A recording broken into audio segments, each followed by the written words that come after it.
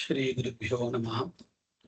वागीशाद्या सुमनसः सर्वार्थानामुपक्रमे यं नत्वा कृतकृत्या स्युः तं नमामि गजाननं। गुरुर्ब्रह्मा गुरुर्विष्णुः गुरुर्देवो महेश्वरः गुरुः साक्षात् परं ब्रह्म तस्मै श्री गुरवे नमः। प्रथमाध्यायस्य एकोनविंशम् अधिकरणं चतुर्थपादे। एकोनविंशाधिकरणम् आरचयति।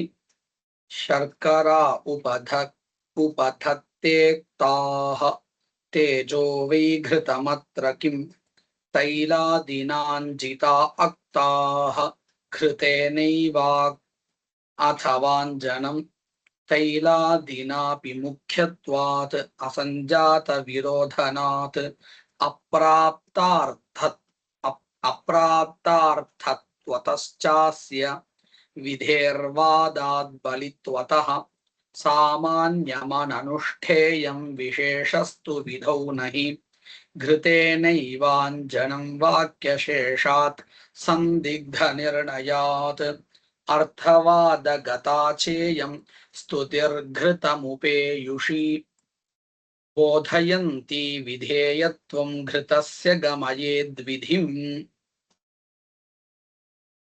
अस्य अधिकरणस्य पूर्वाधिकरणेन संगतिः नास्ति, किन्तु प्रायशः अर्थवादाधिकरणेन सह संगतिः वक्तव्या। पादसंगतिः युक्ता भवति इत्युक्ते पादसंगतिः का अस्ति? शब्दानां नामधेयादीनाम् इत्युक्ते पादत्रये वाक्यविषये विचारः कृतः। चतुर्थे पादे पदानां विषये विचारः क्रियते इति कृत्वा अत्रापि विचारः सम्पन्नः भवति। परन्तु अत्र किं निरूप्यते इत्युक्ते अर्थवादाधिकरणे अर्थवादवाक्यानां स्थावकत्वेन विधेय स्थावकत्वेन प्रामाण्यं विधिस्थले निषिद्धस्य निन्दाप्रतिपादकत्वेन प्रामाण्यं निषेधवाक्यानां सविधे विद्यमानानाम् अर्थवादानां प्रामाण्यं निरूपितम्। तथा च अर्थवादानां विधेयस्तावकत्वेन प्रामाण्यम् इति उक्तं किल। अधुना किं निरूप्यते अस्मिन् अधिकरणे इत्युक्ते प्रकारान्तरेणापि अर्थवादानां प्रामाण्यं वक्तुं शक्यते। प्रकारान्तरेण इत्युक्ते केन प्रकारेण? अर्थनिर्णायकत्वेन। यत्र संशयः वर्तते तत्र संशयदूरीकरणद्वारा अर्थनिर्णयं कृत्वा तद्विधया अर्थवादानां प्रामाण्यं सम्भवति इति निरूप्यते। तर्हि अर्थवादाधिकरणे यदुक्तं तदपेक्षया अत्र किञ्चित् वैशिष्ट्यं निरूप्यते। अर्थवादानां सर्वत्रापि स्थावकत्वेनैव प्रामाण्यम् इति न, क्वचित् प्रकारान्तरेणापि सम्भवति इति निरूप्यते। पश्यन्तु, अत्र विषयवाक्यं किमस्ति? अक्ताः शर्करा उपदधाति इति विषयवाक्यं वर्तते। तेजो वै घृतम् इति तु अर्थवादवाक्यम्। अक्ताः शर्करा उपदधाति इति तु विधिवाक्यं वर्तते इति श्रूयते। अत्र शर्करा नाम का अस्ति इति निरूप्यते। मृत्तिका मिश्राः क्षुद्रपाषाणाः शर्कराः। पश्यन्तु, सुक्कान् इति उच्यते किल तमिळ् भाषायाम्।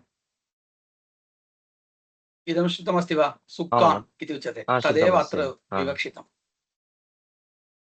क्वचित् चयने सुवर्ण इष्टकाः स्थापनीयाः।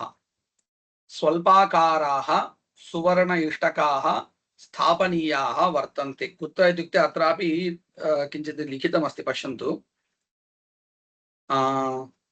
शर्करा अक्ता उपदधाति तेजो वै घृतम् इति तैत्तरीयब्राह्मणपाठः। शर्करा इत्यस्य कक्कण्ड् इति अर्थः हिन्दीभाषायाम् उच्यते। तत्रापि अभिप्रायविशेषः वर्तते। सुवर्णखनिः अस्ति किल, खनिः इत्युक्ते ज्ञायते वा? सुरङ्गं। ज्ञायते न। तत्र विद्यमान मृत् इत्यपि वर्तते। भवतु इयमत्र विषयशुद्धिः यथा हि श्येनचित् सुवर्णचित् प्रभृतीनि आहवनीयादि अज्ञाधारस्थण्डिल विशेष संपादकानि महाग्निचयनानि इष्टकाभिः बृहदाकाराभिः कर्तव्यतया विहितानि। प्रसिद्धतया अस्माभिः दृष्टं स्यात् इष्टकाः उपयुज्य चयनं क्रियते। तद्वत् इष्टकाभिरड्डिञ्चिनुते इति विधिवाक्यं तत्र अस्ति। तत् तेन वाक्येन इष्टकाभिः चयनं सम्पाद्यते। तद्वत् सावित्र नाचिकेत आरुणकेतुक प्रभृतीनि क्षुद्रचयनानि अल्पचयनानि अंगुली पर्वमित सुवर्ण निर्मिताभिः इष्टिकाभिः अल्पम् अत्यल्पं भवति। तादृश इष्टकाभिः सुवर्ण इष्टकाभिः चयनं कर्तव्यतया विहितं चयनं वर्तते। परन्तु दारिद्र्यादिना हिरण्य अलाभे तु तत्स्थाने सुवर्ण इष्टकास्थाने शर्कराः विहिताः। तदेव अत्र अक्ता शर्करा उपदधाति इति वाक्येन उक्तं। तत्र अक्ताः शर्कराः इति वर्तते। केवलं शर्कराः इति न, अक्ताः इत्युक्ते अंजनीकृता अंजनम् अंजनेन सत्कृताः संस्कृताः शर्कराः इत्यर्थः। अंजनम् इत्युक्ते केन अंजनं कर्तव्यं? द्रवद्रव्यम् इति ज्ञायते। अंजनं तु द्रवद्रव्येनैव कर्तुं शक्यते इति कृत्वा द्रवद्रव्यम् इति ज्ञायते। द्रवद्रव्यं किं? घृतं वा तैलं वा अन्यद्वा इति संशयः वर्तते। तत्र संशय निर्णायकं वर्तते अर्थवादवाक्यम् इत्येव अस्मिन् अधिकरणे निरूप्यते। पश्यन्तु, मृत्तिकाभिः मृत्तिका मिश्राः क्षुद्रपाषाणाः शर्कराः ताश्च घृत ताश्च इत्युक्ते तत्र अंजन साधनीभूताः घृत तैल वासादीनाम् अन्यतमेन द्रव्येण अंजनीयाः। ताश्च इत्युक्ते शर्कराः। ताश्च शर्कराः केन अंजनीयाः वर्तन्ते इति प्रश्नः। तत्र कानिचन द्रव्याणि उपस्थितानि भवन्ति। कानि तानि द्रव्याणि? घृत तैल वसादीनाम् अन्यतमेन द्रव्येण। वसा इत्युक्ते पशोः विशेषणकाले मांस निष्कासनकाले किञ्चित् द्रवद्रव्यं बहिरायाति। तमिळ् भाषायां कोळकोळन् उच्यते किल, ग्लूवत् इति भवति, बहिरायाति। दृष्टमस्ति वा तत्? मांस निष्कासन समये कश्चन स्नेहः तत्र उपरि भवति। तदेव अत्र तदेव वसा इत्यनेन उच्यते। भवतु, तेन द्रव्येण अंजनं कर्तव्यं वा इति प्रश्नः। घृत तैल वसादीनाम् अन्यतमेन द्रव्येण अंजनीयाः इति कः वदति? पूर्वपक्षी वदति। कुतः? अत्र द्रव्य निर्देशः कोऽपि नास्ति। कुतः एवम् उच्यते इत्युक्ते अंजन सामान्य बोधकस्य विधिवाक्यस्य घृत विशेष बोधकात् अर्थवादात् प्रबलत्वात्। अत्र कश्चन प्रश्नः स्यात्। यद्यपि विधिवाक्ये द्रव्य विशेष निर्देशः नास्ति, अथापि तेजो वै घृतम् इति अर्थवादे घृतस्य स्तुतिः कृता वर्तते। तस्मात् अर्थवादवशात् घृतेनैव अंजनं कर्तव्यम् इति ज्ञायते। तथा सति कथमुच्यते भवता अन्यतमेन द्रव्येण अंजनं कर्तव्यमिति इति प्रश्नः। सिद्धान्तिपक्षतः प्रश्नः एवं भवितुमर्हति। तदानीं पूर्वपक्षे किं वदति? तथा न वक्तव्यम्। कुतः? विधिवाक्ये तु सामान्यतया द्रव्यनिर्देशः वर्तते। अर्थवादवाक्यं तु जघन्यं वर्तते, गुणभूतं वर्तते। किमपेक्षया? विधिवाक्यापेक्षया दुर्बलम्। अतः अर्थवादवशात् अत्र विधिवाक्ये निर्णयः मास्तु इति वदति। पश्यन्तु, अंजनसामान्यबोधकस्य विधिवाक्यस्य घृतविशेषबोधकात् अर्थवादात् प्रबलत्वात् तदपेक्षया विधिवाक्यस्य प्राबल्यं वर्तते। अतः विधिवाक्यार्थमादाय क्षम्यताम् वाक्यस्य अर्थमादाय विधिवाक्यार्थनिर्णयः न कर्तव्यः। अत्र युक्तिं प्रदर्शयति। कस्मिन् विषये युक्तिं प्रदर्शयति इत्युक्ते विधिवाक्यस्यैव प्राबल्यं वर्तते इत्यस्मिन् विषये युक्तिं प्रदर्शयति, हेतुं प्रदर्शयति। तत्र त्रयः हेतवः वर्तन्ते। तत्प्राबल्ये च विधिवाक्यस्य प्राबल्ये च मुख्यत्वात् त्रयः हेतवः वर्तन्ते। विधिवाक्यस्य प्राबल्ये त्रयः हेतवः। के ते हेतवः? स्वार्थतया विधेः मुख्यत्वं। पश्यन्तु, अर्थवादः स्वार्थं यद्यपि बोधयति, परन्तु स्वार्थे किमपि प्रयोजनं नास्ति। अत एव अस्माभिः लक्षणया विधेयस्तावकत्वम् अर्थवादानाम् अङ्गीक्रियते। विधिवाक्यात् यः अर्थबोधः जायते तेन अर्थेन कोऽपि लाभः नास्ति। अतः अस्माभिः किं क्रियते? विधेयस्तावकत्वं लक्षणया उच्यते। तर्हि स्वार्थे प्रामाण्यं नास्ति अर्थवादानां, विधिवाक्यस्तु तथा नास्ति। स्वस्य यः अर्थः तत्रैव तस्य तात्पर्यम्। अभिप्रायः गृहीतः वा? गृहीतः। तर्हि इदम् एकं कारणं। कस्मिन् विषये? विधिवाक्यानाम् अर्थवादापेक्षया प्राबल्ये इदम् एकं कारणम्। स्वार्थतया विधेः मुख्यत्वं। द्वितीयः हेतुः प्रथमश्रुतत्वाच्च असञ्जात विरोधित्वं। पश्यन्तु, अक्ताः शर्कराः उपदधाति इत्येव आदौ श्रूयते, अनन्तरमेव तेजो वै घृतम्। अर्थात् अक्ताः शर्कराः उपदधाति इत्यत्र तद्वाक्यमात्रश्रवणे कोऽपि संशयः नास्ति। शर्कराः केनचित् द्रव्येण अंजनीयाः इत्येव वाक्यार्थः अवबुध्यते। केन द्रव्येण? घृतेन वा तदतिरिक्तेन द्रव्येण वा इति संशयः नास्ति। येन केनचित् द्रव्येण इत्येव अवगम्यते। तर्हि प्रथमवाक्यार्थबोधवेलायां विशिष्य घृतस्य उपस्थितिरेव नास्ति, विरोधः एव नैव उपस्थितः भवति। तथा च प्रथमश्रुतत्वाच्च असञ्जात विरोधित्वं वर्तते इति द्वितीयः हेतुः। अनन्तरम् अनधिगतार्थबोधकत्वात् अप्राप्तार्थत्वं।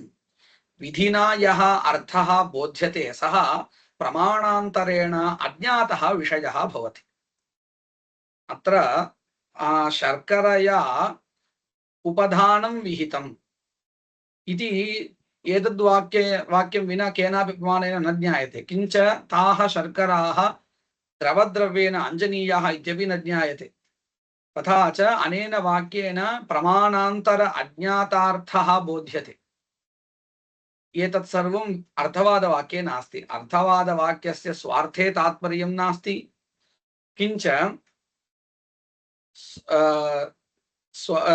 किं द्वितीय इत्युक्ते प्रथमश्रुतत्वं नास्ति, उपसंहारे वर्तते तद्वाक्यम् इति द्वितीयः हेतुः दौर्बल्ये। एतावता विधिवाक्यस्य प्राबल्ये त्रयः हेतवः उक्ताः। के हेतवः? स्वार्थे तात्पर्यं वर्तते, एवं प्रथमोपस्थितिः वर्तते, एवं अज्ञातज्ञापकत्वं च वर्तते इत्युक्तम्। एतत् सर्वम् अर्थवादवाक्ये नास्ति इति निरूपणीयम्। अर्थवादवाक्यानां स्वार्थे तात्पर्यं नास्ति, तथा च सः हेतुः अत्र नास्ति। प्राबल्ये यः हेतुः निरूपितः सः अत्र नास्ति। एवमेव उपसंहारे एव अस्ति, उपक्रमे आरम्भे नास्ति इति कृत्वा दौर्बल्यम्। एवमेव अनन्तरं तृतीयः अनधिगतार्थबोधकत्वं विधिवाक्ये उक्तम्। अत्र तु अधिगतार्थबोधकत्वमेव वर्तते। अर्थवादैः यः अर्थः उच्यते सः पूर्वं ज्ञातः एव, अज्ञातः कोऽपि अर्थः नास्ति। तथा च अनधिगतार्थबोधकत्वं नास्ति। तथा च अर्थवादापेक्षया विधेः एव प्राबल्यं वर्तते। तत्र त्रयः हेतवः अत्र निरुक्ताः। पश्यन्तु, स्वार्थतया विधेः मुख्यत्वं, प्रथमश्रुतत्वाच्च असञ्जातविरोधित्वम्, अनधिगतार्थबोधकत्वात् अप्राप्तार्थत्वम् इति विधेः प्राबल्ये त्रयः हेतवः उक्ताः। इतः परम् अर्थवादे दौर्बल्यं प्रतिपादयितुम् एते हेतवः न सन्ति इति निरूप्यते। अर्थवादस्तु विधिस्तावकत्वात् न मुख्यः, स्वार्थे तात्पर्यं नास्ति। चरमश्रुतत्वात्, अन्ते श्रुतत्वात् सञ्जातविरोधी वर्तते। अर्थात् घृतेनैव अंजनं कर्तव्यम् इति यावत् अर्थवादात् अवगम्यते ततः प्रागेव सामान्येन द्रव्येन इति अवगतम्। पूर्वमेव कश्चन द्रव्यविशेषः श्रुतः, द्रव्यविशेषः नास्ति, द्रव्यसामान्यं श्रुतम्, सः सञ्जातविरोधी वर्तते। किञ्च ज्ञातार्थ अनुवादित्वात् प्राप्तार्थः अर्थवादः। तस्मात् येन केनापि अंजनम्, येन केनापि द्रव्येण अंजनम् इति प्राप्ते। एतावत्पर्यन्तं पूर्वपक्षः। सिद्धान्तः उच्यते विधिवाक्येन किम् अंजनसाधनसामान्यं विधीयते तद्विशेषो वा इति प्रश्नः प्रष्टव्यः। अत्र द्रव्यसामान्येन इति उच्यते वा, घृततैलवसादि अन्यतमेन इत्युच्यते वा इति प्रष्टव्यम्। अन्यतमेन इत्युक्ते तत् सामान्यं नास्ति, विशेषः इत्येव अर्थः। सामान्यम् इत्युक्ते येन केनापि द्रव्येण इत्यर्थः। तादृशसामान्यम् अत्र पूर्वपक्षिणः न अभिमतम्। तदेव पृच्छति सिद्धान्ती, भवता उच्यते द्रव्यसामान्यमिति, द्रव्यसामान्यमिति वा द्रव्यविशेषः इति वा? पश्यन्तु, विधिवाक्येन किम् अंजनसाधनसामान्यं विधीयते तद्विशेषो वा न आद्यः। द्रव्यसामान्यमिति वक्तुं न शक्यते। द्रव्यसामान्येन अंजनम् इति विहितं चेत् अनुष्ठानयोग्यमेव तद् न भवति। अवगतं वा? द्रव्यसामान्यम् इत्युक्ते यत्किञ्चित् द्रव्यम् इत्यर्थः। कदाचित् एवमपि अर्थः भवेत्, तत्र द्रवद्रव्यम् इत्येव अर्थः इत्यपि न। द्रव्यसामान्येन इत्युक्ते द्रव्यसामान्यम् इत्येव अर्थः। अवगतं वा? द्रव्यसामान्यशब्दस्य अत्र किं विवक्षितमिति? अवगतम्। न द्रवद्रव्यत्व மட்டும் सामर्थ्यम्। तत्सर्वं न वक्तव्यं। द्रव्यसामान्यम् इत्युक्ते द्रव्यसामान्यम् इत्येव अर्थः। द्रवद्रव्यम् इति तु तत्र उपस्थितं वा वाक्ये? किमपि नास्ति। सामान्यम् इत्युक्ते सामान्यम् इत्येव किल अर्थः स्वीकर्तव्यः। यदि द्रवद्रव्यम् इत्युच्यते तर्हि द्रव्यविशेषः इत्यर्थः। अवगतं वा? तदेव अत्र उच्यते। न आद्यः सामान्यस्य अननुष्ठेयत्वात्, अनुष्ठानयोग्यत्वं नास्ति तस्य, तर्हि द्रव्यविशेषः एव विधातव्यः। पश्यन्तु, न द्वितीयः द्रव्यविशेषः चेत् द्रवद्रव्यम् इति स्वीक्रियताम्। इति चेत् तदपि न सम्भवति। कुतः? घृततैलादिविशेषवाचकशब्दाभावात्। पश्यन्तु, भवद्भिरेव उक्तं किल, अधुना आदिकेशव महोदयेन उक्तं, किम् उक्तं? द्रवद्रव्यम् इति अस्तु इति। द्रवद्रव्यम् इति चेदपि तत्र कथं भवता घृततैलवसादीनां ग्रहणं कृतं? तत्र निर्देशः अस्ति वा? एतेषु त्रिषु एव अन्यतमस्य उपयोगः कर्तव्यः इति? तदपि नास्ति। द्रव्यविशेषवाचकः शब्दोऽपि नास्ति। गृहीतं वा इदम्?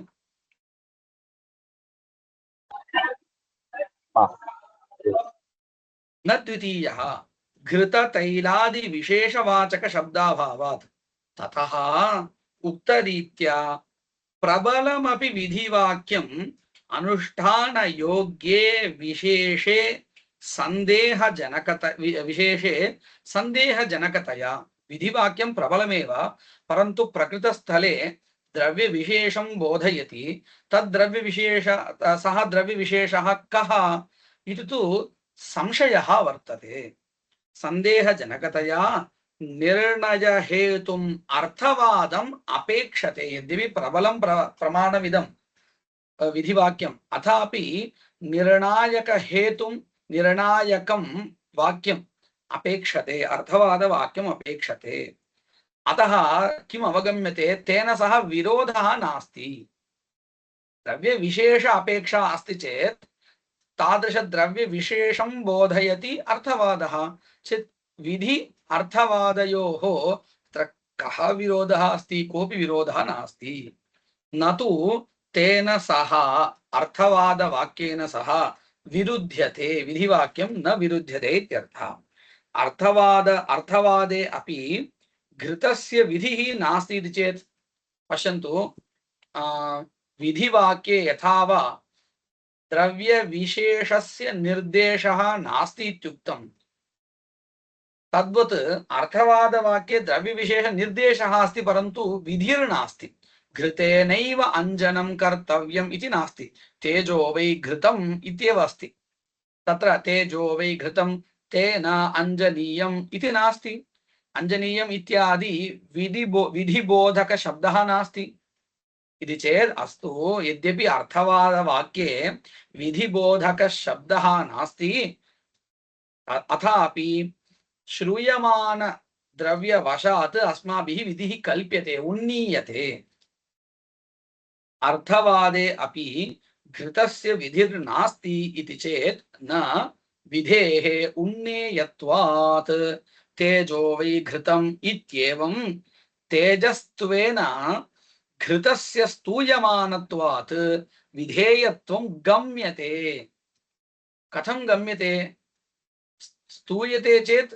स एव विधेयः इति गम्यते वा आम् तथैव यः स्तूयते सः विधीयते इति न्यायात् तेन च विधेयत्वेन विधायकः शब्दः कल्प्यते किमिति घृतेन अक्ताः शर्कराः उपदधाति इति कल्प्यते तस्मात् घृतेनैव अंजनं तस्मात् प्रकृतस्थले अर्थवादैः संशय निवृत्तिः क्रियते इति ज्ञायते अधुना श्लोकान् अहं पठामि शर्करा उपधत्ते अक्ताः शर्कराः उपधत्ते इति विधिवाक्यं तेजो वै घृतमत्र किम् तेजो वै घृतमिति तु अर्थवादः सम्पूर्णवाक्यमिदम् अक्ता शर्करा उपधत्ते तेजो वै घृतमिति वाक्यम् अत्र किं तैलादिना अंजिताः अक्ताः भवन्ति अथवा घृतेनैव इति संशयः अथवा अंजनम् एतावत्पर्यन्तं संशयः तैलादिनापि इत्युक्ते घृतेनापि भवतु तैलादिनापि भवतु येन केनापि द्रव्येण इति पूर्वपक्षः कुतः मुख्यत्वात् कस्य विधेः मुख्यत्वात् कथं तत्र मुख्यत्वम् असंजात विरोधनात् अप्राप्तार्थत्वात् च अस्य मुख्यत्वम् विधेः वादात् अर्थवादात् बलित्वतः बलीयस्त्वादेव येन केनापि द्रव्येण अंजनं कर्तव्यम् इति पूर्वपक्षः ततः परं सिद्धान्तः उच्यते सामान्यमननुष्ठेयं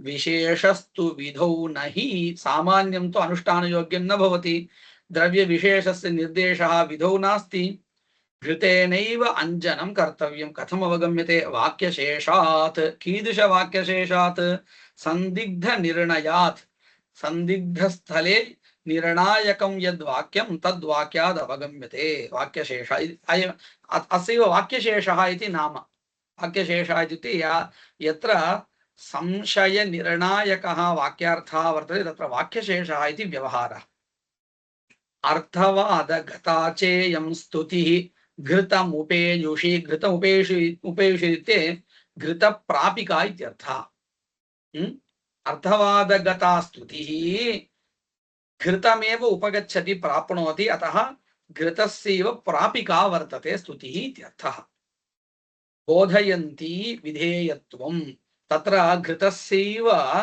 विधेयत्वं बोधयन्ति किम् अर्थवादस्तुतिः बोधयन्ती विधेयत्वम् इति बोधयन्ती इति तु शत्रन्तं वर्तते। स्तुतिः इति वर्तते किल, अतः बोधयन्ती इति स्त्रीलिङ्गे। उपेयुषी प्रापिका इत्यर्थः। स्तुतिः बोधयन्ती विधेयत्वं, घृतस्य विधेयत्वं बोधयन्ती घृतस्य प्रापिका। घृतस्य गमयेत्, विधिं गमयेत्, बोधयन्ती गमयेत् इत्यन्वयः भो। पश्यन्तु, स्तुतिः अर्थवादगता स्तुतिः घृतस्य विधेयत्वं बोधयन्ती विधिं गमयेत्। कीदृशीं विधिं कीदृशविधिं गमयेत् इत्युक्ते घृतेनैव अक्ताः शर्कराः उपदधाति इति बोधयति इत्यर्थः। तथा च अस्मिन् अधिकरणे वाक्यशेष न्यायः प्रदर्शितः। एकं संशयः। सिद्धान्तத்துல ஏன கேனாபி திரவியேன இது பண்ணலாம் இல்ல விசேஷமான்னு கேட்டா அதுல ஏனகேனாபி திரவியத்தை வச்சுக்கலாம் அப்படின்னு சொன்னா அது அனனுஷ்டானம் அப்படின்னு சொல்றாங்க. திரவிய சாமான்யேன திரவிய சாமான்யம், அதுக்கு அது அனனுஷ்டானம் அப்படின்னு சொன்னா அது எப்படி புரியுது? अनुष्ठान योग्यं न भवति इत्युक्ते येन केनापि द्रव्येन इत्युक्ते द्रवद्रव्येन इति नास्ति। कदाचित् द्रव्यशब्देन अन्यः कोऽपि पुरोडाशः अपि गृह्यताम्। तेन अन्यनं कर्तुं शक्यते वा? अनुष्ठान योग्यत्वं எப்படி வரும்? अनुष्ठान योग्यत्वं எப்படி सिद्धिக்கும்? अनुष्ठान योग्यत्वं नास्ति इति वक्तव्यम्। अत्र अञ्जनं कर्तव्यम्। येन केनापि द्रव्येन इत्युक्ते यत्किञ्चित् द्रव्यं, न तु द्रवद्रव्यम् इत्यर्थः। तर्हि पुरोडाशम् आदाय, पुरोडाशम् इति तु मया श्रौतरीत्या उच्यते, घटः पटः इत्यपि द्रव्यम् इत्येव। तेन अञ्जनं कर्तुं शक्यते वा? न शक्यते। तदानीं किं वक्तव्यं? द्रव्यविशेषः इति वक्तव्यं। द्रव्यविशेषो नाम द्रवद्रव्यम् इति वक्तव्यं। सम्यक् अस्ति वा? तदपि अत्र न निर्दिष्टं विधिवाक्ये। ரெண்டாவது பட்சம் நல்லா புரிஞ்சிருச்சுன்னா, இந்த முதல் பட்சத்துக்கு அனுஷ்டான யோக்கியத்தை வராதுன்னு சொன்னதுதான் எப்படி அந்த வார்த்தையை சொல்றாங்க அப்படிங்கிறது அதுனா அவகதம் वा? अधुना मया उक्तं किल, पुरोडाशादि यत्किञ्चित् द्रव्यम् आदाय अञ्जनं कर्तुं शक्यते वा? न शक्यते। न शक्यते। तर्हि अनुष्ठानयोग्यं नास्ति। तस्मात् विशेषद्रव्यं स्वीकर्तव्यम् इति तु ज्ञायते, परन्तु तत्र हेतुः किमर्थं तावत् उक्तम् इति हेतुः अनुष्ठान नाम अत्र अनुष्ठानं किम् अस्ति? अञ्जनमेव किल। सामान्यस्य अनुष्ठानत्वात् इत्यत्र मम संशयः। अनुष्ठान अयोग्यत्वात्। अत्र अनुष्ठानम् इत्युक्ते प्रकृतस्थले किम् अपेक्षितमस्ति? कीदृशमनुष्ठानं नास्ति। अञ्जनम् अञ्जनं तादृश अञ्जन साधनत्वं वह्निना सिञ्चति इत्यस्ति किल। वह्निना सिञ्चति इदं वाक्यं समीचीनं वाक्यं वा? इत्युक्ते अस्मात् वाक्यात् वाक्यार्थ बोधः जायते वा? न जायते। कुतः न जायते इति पृष्टे योग्यता नास्ति, सेचन साधनत्वं वह्नौ नास्ति, तदेव योग्यता नास्ति इत्युच्यते किल। तद्वत् द्रव्य सामान्येन अञ्जनं कर्तव्यम् इत्यर्थ स्वीकारे द्रव्य सामान्यम् इत्युक्ते पुरोडाशादि यत्किञ्चित् द्रव्यं, घृतमपि भवति, यत्किञ्चित् द्रव्यं भवति इति चिन्तयतु। तेन अञ्जनं कर्तुं शक्यते वा?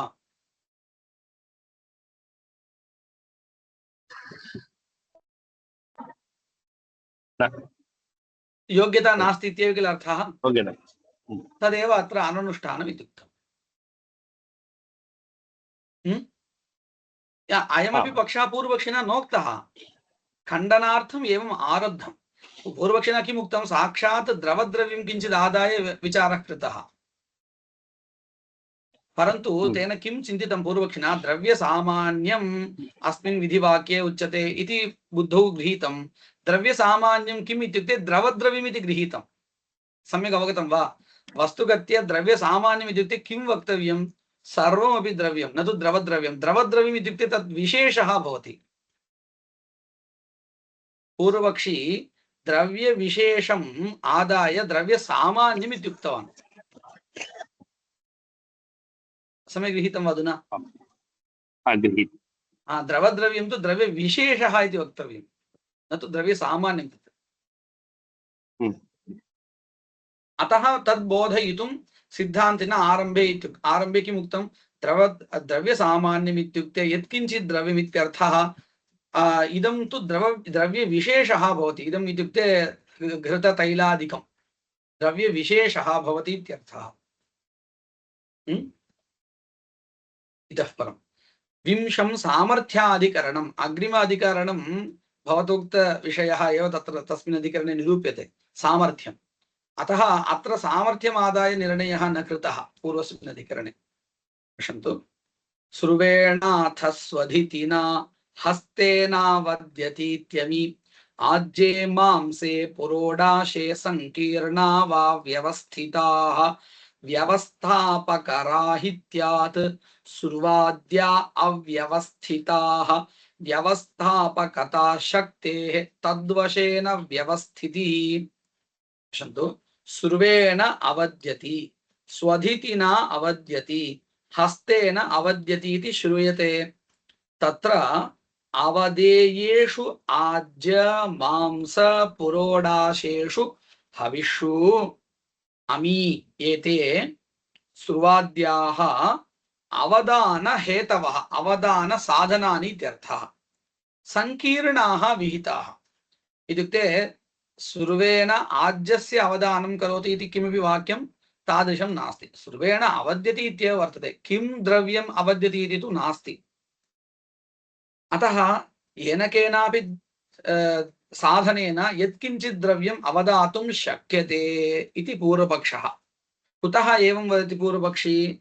व्यवस्थापकस्य शब्दस्य अभावात्। एवं वाक्यं किमपि नास्ति, सुर्वेण आज्यस्य अवदानं करोति इति व्यवस्थापकं वाक्यं किञ्चित् नास्ति।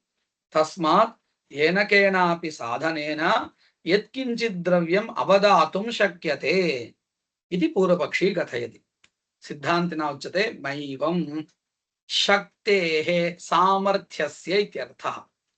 व्यवस्थापकत्वात् यद्यपि वाक्यं नास्ति, अथापि सामर्थ्यं यदस्ति पदार्थगतं सामर्थ्यं तदेव अत्र व्यवस्थापकं भवति। पश्यन्तु, आख्यातानाम् अर्थं ब्रुवतां शक्ति सहकारिणी भवति। शब्दस्य सर्वस्यापि शब्दस्य अर्थावगतौ सामर्थ्यं कारणं भवति इति न्यायात्। कथम्? एकम् उदाहरणं वदति। कटे भुङ्क्ते, कांस्यपात्र्यां भुङ्क्ते इत्यत्र लौकिकाः तद्वस्तु शक्त्यनुसारेण व्यवस्थां कल्पयन्ति। पश्यन्तु, कटे भुङ्क्ते इत्युक्ते कटे अन्नं संस्थाप्य, यथा वा पात्रे अन्नं संस्थाप्य भोजनं करोति तद्वत् करोति इति न अर्थः। कटे इति तु अधिकरणे सप्तमी तत्र वर्तते। अतः किं वक्तव्यं? स्थाल्यां यथा अन्नं स्थापयित्वा भोजनं करोति तद्वत् कटे स्थापयित्वा करोति इति न। भूमौ तिष्ठति, भूमौ भुङ्क्ते इत्यपि वर्तते। भूमौ इत्युक्ते भूमौ संस्थापयति न, भूमौ उपविश्य भोजनं करोति इत्यर्थः। तत् कथम् अवगतं? सामर्थ्यवशात्। शब्दवशात् तु एवमपि वक्तुं शक्यते, कदाचित् भूमौ एव अन्नं भुङ्क्ते किल, एवमपि कश्चन सम्प्रदायः वर्तते। तदानीं भूमौ भोजनं करोति इत्येव वक्तुं शक्यते। भूमिः तत्र अधिकरणं भवति इत्यर्थः। तादृशव्यवहारः अपि भवति। स्थलं दृष्ट्वा सामर्थ्यानुसारेण अर्थः गृह्यते लोके। पश्यन्तु, कटे भुङ्क्ते, कांस्यपात्र्यां भुङ्क्ते। उदाहरणद्वयं प्रदर्शितं। कटे भुङ्क्ते इत्युक्ते कटे उपविश्य, कांस्यपात्र्यां भुङ्क्ते इत्यत्र तु पात्रे स्थापयित्वा भुङ्क्ते इत्येव अर्थः। उभयत्र सामर्थ्यं स्वीकृत्यैव अर्थनिर्णयः क्रियते। कटे भुङ्क्ते, कांस्यपात्र्यां भुङ्क्ते इत्यत्र लौकिकाः तत्तद्वस्तु शक्त्यनुसारेण व्यवस्थां कल्पयन्ति। कटे आसीनः कांस्यपात्र्यां ओदनं निधाय भुङ्क्ते इत्यर्थः। वेदेपि पश्यन्तु अन्यद् उदाहरणम् अंजलिना सक्तून् प्रदाव्ये जुहुयात् प्रदाव्ये इत्युक्ते दावाग्नौ जुहुयात् इति वर्तते इत्यत्र यद्यपि द्विहस्त संयोगः अंजलिः तथापि गुरुदेवता प्रसादनार्थ अंजलिवत् निश्चिद्र संयोगः न भवति। पश्यन्तु अंजलिना इति वर्तते। अंजलि शब्दस्य अर्थः कः इत्युक्ते द्विविधः अर्थः भवति। संयोगः द्वयोः हस्तयोः संयोगः।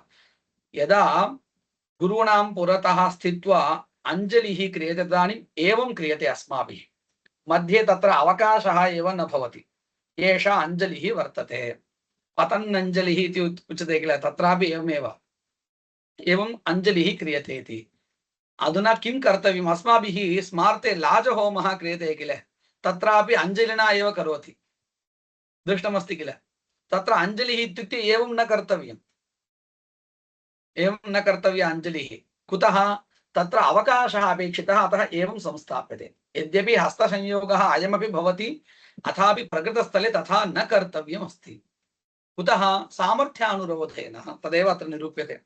अंजलिना सक्तून् प्रदाव्ये जुहुयादित्यत्र यद्यपि द्विहस्त संयोगः अंजलिः तथापि गुरुदेवता प्रसादनार्था अंजलिवत् निश्चिद्र संयोगः न भवति।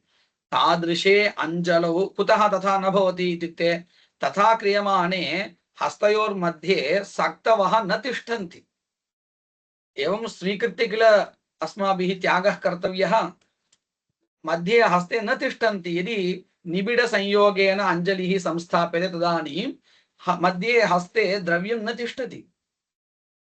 तदेव अत्र उच्यते। तादृशे अंजलौ सक्तूनाम् अवकाशाभावात् अतः सामर्थ्यात् संयुक्त प्रसृति द्वयात्मके मध्यगत अवकाश उपेतः अंजलिः गृहीतः। एवं अत्रापि सामर्थ्यानुरोधेन द्रवद्रव्यस्य आज्यस्य स्रुवः योग्यः छेदनीय मांसस्य शस्त्र विशेषः स्वधितिः योग्यः संहतस्य पुरोडाशस्य हस्त इत्यनेन प्रकारेण स्रुवाद्याः व्यवस्थिताः। श्लोकः पठ्यते। स्रुवेणाथ स्वधितिना हस्तेनावद्यतीत्यमी आज्ये मांसे पुरोडाशे क्रमेण इति सिद्धान्तः संकीर्णा वा सर्वत्र सर्वस्य व्यवस्थां विना विनियोगः वा इति संशयः। इति वा व्यवस्थिताः। तदानीं पूर्वपक्षी कथयति व्यवस्थापकराहित्यात् स्रुवाद्या अव्यवस्थिताः। व्यवस्थापकं किमपि नास्ति इति कृत्वा यत्र क्वापि यत्किञ्चित् द्रव्यम् उपयोक्तुं शक्यते इति चेत् न व्यवस्थापकता शक्तेः सत्वात् तद्वशेन व्यवस्थितिः भवति। अत्र सामर्थ्यमेव निर्णायकं भवति इत्यर्थः। इति श्री माधवाचार्य विरचितायां जैमिनीय न्यायमालायां प्रथमाध्यायस्य चतुर्थः पादः। अत्र प्रथमाध्यायः समाप्तः। अद्य पाठः अत्रैव समाप्यते। वागीशाद्या सुमनसः सर्वार्थानामुपक्रमे यं नत्वा कृतकृत्याः स्युः तं नमामि गजाननं। गुरुर्ब्रह्मा गुरुर्विष्णुः गुरुर्देवो महेश्वरः गुरुः साक्षात् परं ब्रह्म तस्मै श्री गुरवे नमः।